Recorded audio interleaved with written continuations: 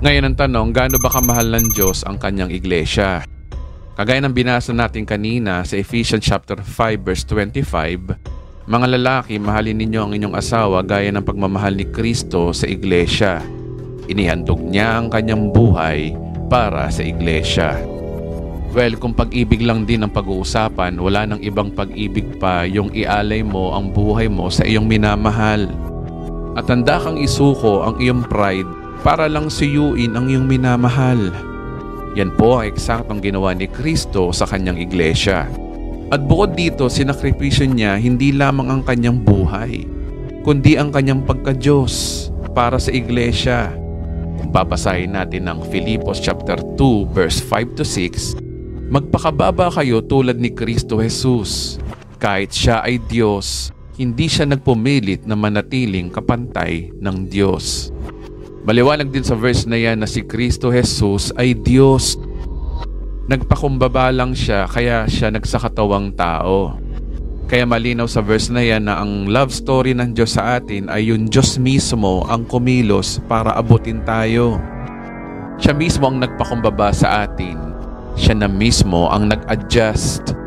Dahil sa bagsak nating kalagayan, taong makasalanan, wala kasi tayong paraan para abutin ang Diyos.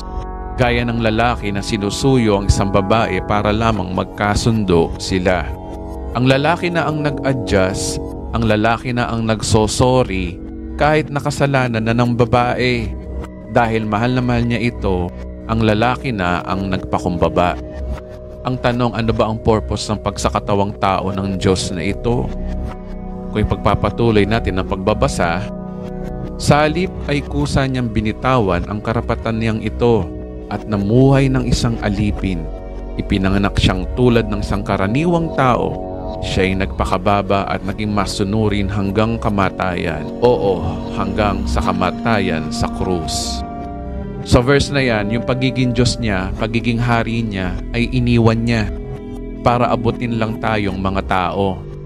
Dahil ang tao ay walang pag-asang maging banal sa mata ng Diyos kahit anong bait nito. Kaya si Kristo Jesus na mismo ang tumupad sa pinag-uutos ng Diyos. Ang Biblia ay maliwanag dito. Kung babasahin natin ang Mateo chapter 5 verse 17. Sumagot si Jesus, huwag ninyong akalaing naparito ko upang ipawalang bisa ang kautusan at mga propeta.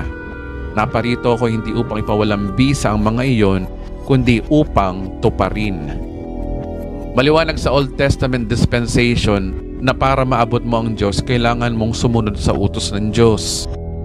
Ngunit kung babasahin mo ang Old Testament mula kay Moses hanggang sa mga propeta, kay David, Saul, Solomon, mga hari ng Israel at maging ang kanyang mga alagad, ay walang nakatupad sa pinag-uutos ng Diyos, lalo-lalo na ang buong mamamayan ng mga Hudyo. Dahil wala talagang pag-asa na masunod ng tao ang utos ng Diyos, si Kristo na ang tumupad nito. Yan po ang bagong tipan.